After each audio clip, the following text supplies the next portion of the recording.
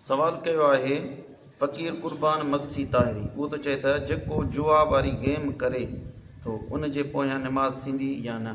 जेकॾहिं को शख़्स जुआ खेॾे थो ऐं वाक़ई बि उहा जुआ आहे, जुआ खेॾणु इहो कबीरनि गुनाहनि मंझां आहे।